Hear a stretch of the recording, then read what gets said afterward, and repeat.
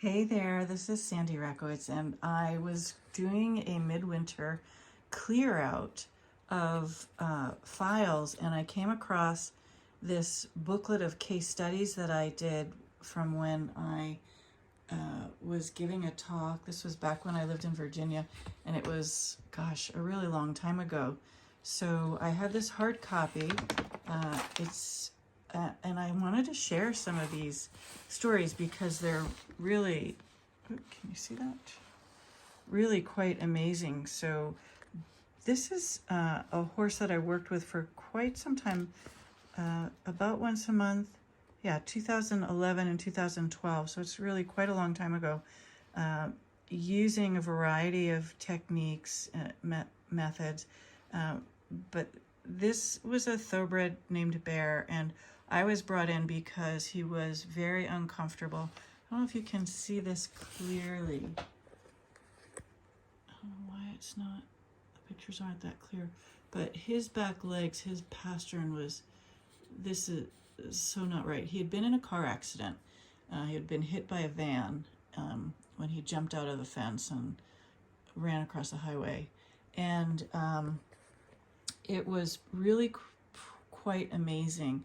So this was him shortly after, I think, when I started working with him. So that's 2011, November of 2011. And then a month later is this picture. No, 2 months later, in January of 2012, you can see how different he looked. The pasterns couldn't heal, but how he was in the rest of his body, he had difficulty walking. He didn't trot very much. He would be able to go out. He was 21 years old, and let's read this history because I don't remember all of it. It was such a long time ago. In 2005, he took that's right. He had a couple of things going on. He took a bad step loading into a van and broke his right hind sesamoid bone and ripped 2 hind ligaments. And then 3 years later, he recovered from that. And then 3 years later, he jumped out of his pasture and got hit by a car. I think it was actually a van. And he didn't have any broken bones, but he lost a lot of blood and a lot of muscle. His hips were like, you can really see how crooked he got and deformed, and it left the hind ligaments so overstretched that his pasterns were permanently swollen and fallen, and so he was bearing so much weight on his front end. And then in November of 2011, which is when I was called in, he was increasing in soreness and stiffness. He began, and Kristen, who was taking care of him, started learning all of these practices with me. Tellington tea touch, using flower essences and essential oils primarily, and we did some communications with him and began totally changing his quality of life. So that's not a very good picture, but you can see how much rounder he became in these pictures compared to that poor guy. And in the following year, in February 2012, we were just seeing continued improvements. He even actually took a short gallop and a few trots. He was eating full meals again because he was up and down at times, but his coat glossed up. He's so much calmer. He was enjoying being groomed because he was just so touch sensitive. His eyes were brighter. He was just much happier overall. It was really an extraordinary change in him and his quality of life. So there's so much that can be done from what, he had gone for years without much, like some basic level improvement, but then had a plateau. So he was really, really quite amazing. Let's see who else is in here. Oh, here's more with, yeah, this is Bear. So you can see he looks like a different horse. He looks like a different horse. Like people would say, look at how beautiful he looks. You can still see his hind end and his is weird. You know, he had some deformities at that point and how fallen those back pasterns were. But he was so happy. And again, here's what he looked like behind in 2011. And then the following year, you can see how different. Now, he wasn't in work or anything. There was no way he could be worked. This is just from having regular body work and being able to go walk and venture out in his pasture with his buddies. So it's really like the difference even from this picture in January of 2012, so this is a long time ago, to May. Look at the difference. Look at his back and the angle of his back compared to this one in January. So that's what, 4 or 5 months? Just look at that. It's just so beautiful and astounding. And, you know, people weren't recognizing him. Like, I was like, oh, wait, no, that is Bear. So, really beautiful experiences. And this is Lizzie. So this was Lizzie as a puppy. You can see her back looks really weird. She had really horrible mange over like 50% of her body. And she was, when I met her in 2010, again, these are really old case studies. This is me going through a very old booklet that I found in my old files that I wanted to share because they're really great case studies.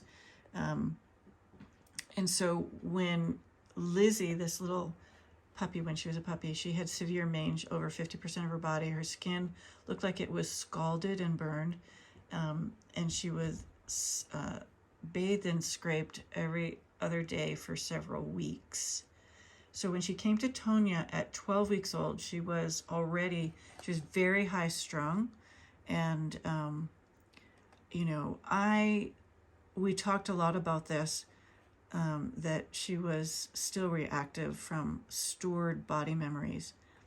And prior to her coming to me, Tonya had tried many, many different training methods. And she came to me when she was 4 years old. And her biggest challenges were toenail trims, being touched at all, like what's being shown here is after we worked with her quite a bit. Brushing, very difficult. She was very frantic meeting new people. I'll tell you how she was when she met me. She was very flighty with strange noises and storms. She'd get really glassy-eyed, like unable to think or focus.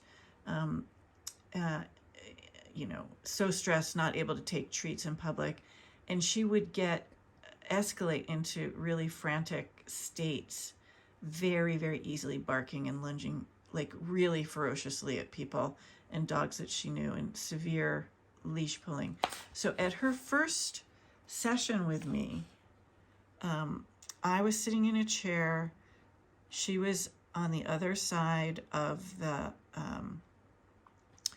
office. It was about a 12 by 12 office with a table in between us as a barricade, but she was lunging at me. I was sitting very quietly facing away from her, and like super highly reactive, like, and so I wasn't able to put my hands on her, but I walked Tonya through being able to work with Lizzie.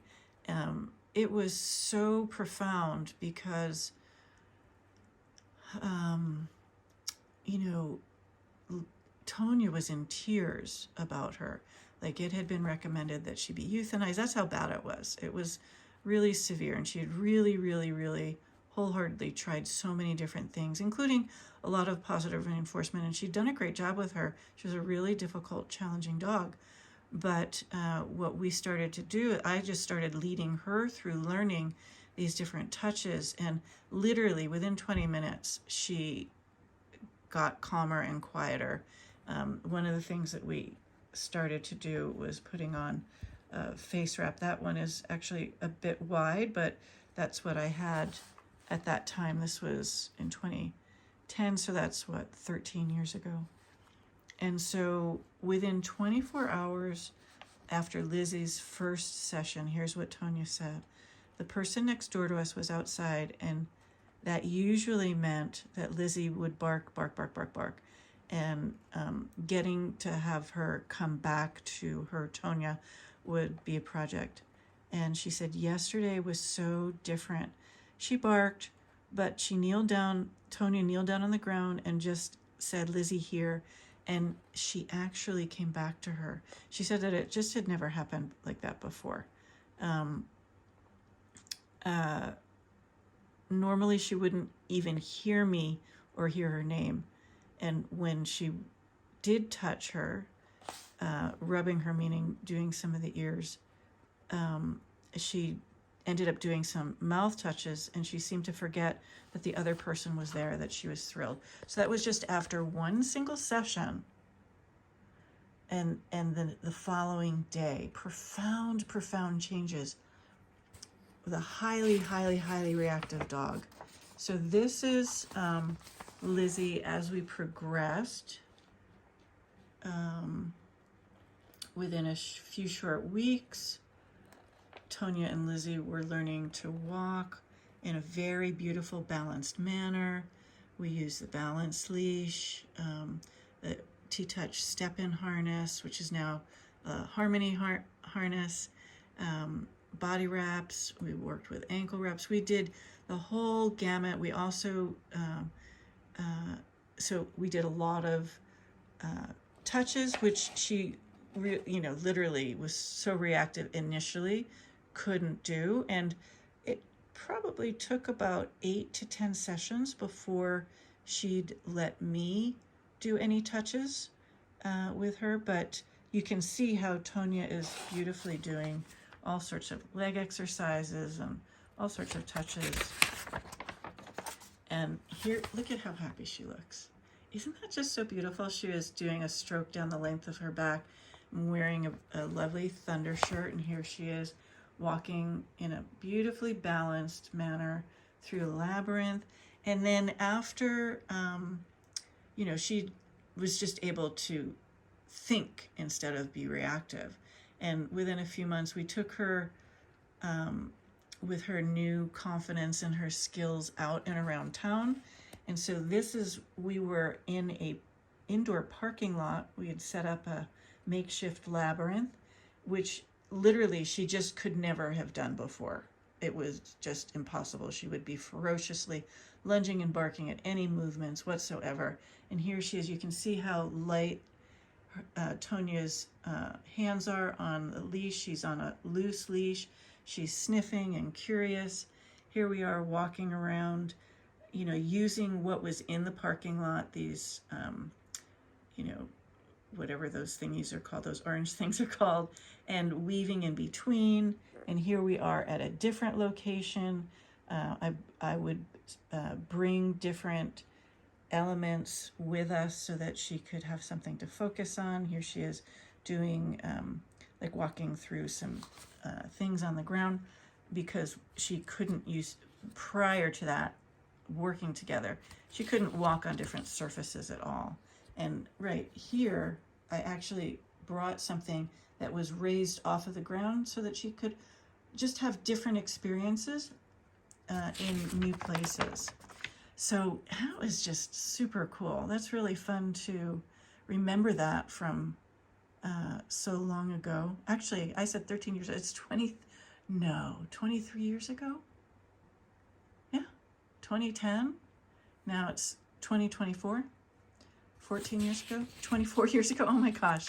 Yeah, so these are old, but I was looking through my old files and I found this. And so here's Bianca. This was a lovely cat. You can't really see it in this picture. Maybe you can in that one. But her tail, another cat bit her tail and actually bit the tip off there. That you can kind of see it in there. And so she came to me for energy work and T-Touch, and the vet said that he couldn't do anything except cut off the tip and resew a flap of skin across the tail tip. And her person knew me, and we had worked together prior to that for herself and I believe one of her dogs. And we used a combination of essential oils, Tellington T-Touch, energy healing. This must have been before I was doing animal communication. And she wasn't healing prior to coming into a session. So we did obviously one session, maybe 2 sessions, and she just had a full recovery. She just, like, the tip of the tail started healing up and completely covered over with skin, and then the fur actually did grow back. And prior to that session, with the tail being bitten to the bone, it wasn't healing. And she had absolutely no infection whatsoever after that. It was really beautiful. And she became less reactive. And so, so those are some really fun, older case studies that I just wanted to share with you. So if you are interested, you're welcome to go to oneheartuniversity.com and check out working with me. We do half-hour sessions, hour sessions, longer-term work packages, and so forth for you as well as with your animals. Okay, bye for now. I'm Sandy Rakowitz, oneheartuniversity.com. I get so busy talking about the animals and what was working in the miraculous transformations, I forget to say who I am. Sandy Rakowitz, oneheartuniversity.com. Thanks. Bye for now.